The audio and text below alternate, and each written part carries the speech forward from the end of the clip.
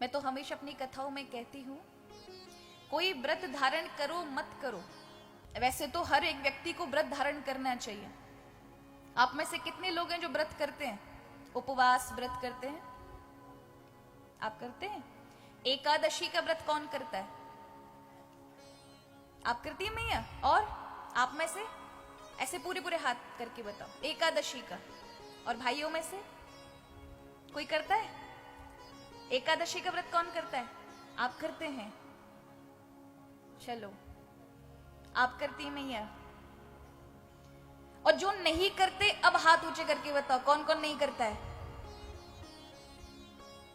मतलब बहुत सारी संख्या है। देखो, कोई व्रत करो मत करो, लेकिन एकादशी का व्रत तो अपने जीवन में संकल्प बांध के रखो, करना ही करना है। हर 15 दिन में एक एकादशी पड़ती है।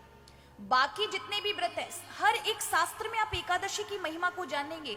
साधु संत इतने व्रत धारण नहीं करते, किंतु एकादशी को कोई संत नहीं छोड़ता।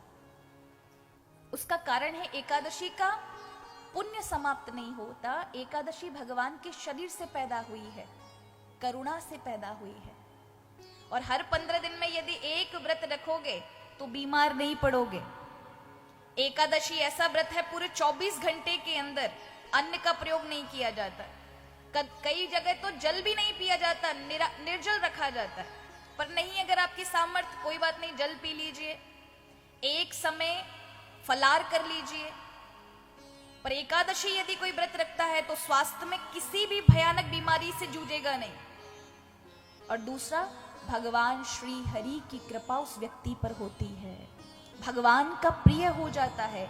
एकादशी व्रत के अंदर अत्यंत सामर्थ्य है। इसलिए कहा, एक वर्ष की एकादशी का कोई अगर संकल्प लेता है तो 7 जन्म के पाप नष्ट हो जाते हैं। और यदि कोई 3 वर्ष का संकल्प ले ले तो 11 जन्म के, और यदि कोई 11 वर्ष का संकल्प ले ले एकादशी का तो जन्मों जन्मों के पाप नष्ट हो जाते हैं। एकादशी का पुण्य किसी जन्म में समाप्त नहीं होता।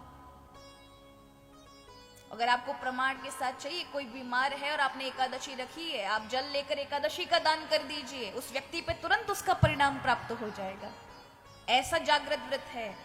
इसलिए एकादशी व्रत प्रत्येक भक्त को करना चाहिए। एकादशी से बड़ा महान पुण्य देने वाला कोई उपवास व्रत नहीं है। देखो, अन्य व्रत है, आप करवा चौथ रख लीजिए, अहोई अष्टमी रख लीजिए, अन्य व्रत रखिए।